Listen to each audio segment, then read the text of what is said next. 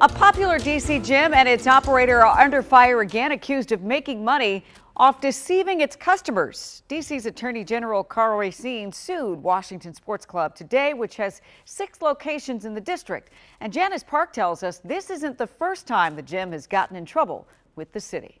In 2016, the district found that Town Sports International, the company that operates all of the Washington sports clubs, was deceiving its members, and they were told to stop.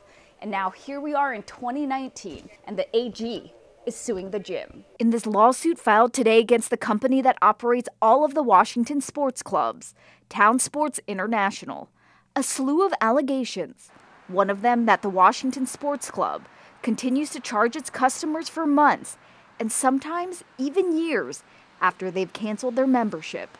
Other allegations outlined in the lawsuit that the gym misleads consumers in order to convince them to sign up for gym memberships. The AG also says that the gym's reps make false and misleading statements, and when folks sign up in person, they use an electronic pad and aren't given the opportunity to read or review a membership agreement. The lawsuit also says Washington Sports Club charge unexpected fees when people sign up, and when folks ask for a refund, they are denied.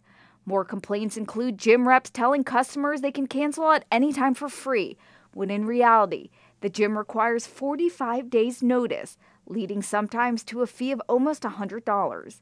It goes on to say even when asked, the gym refused to provide written membership contracts to unhappy customers.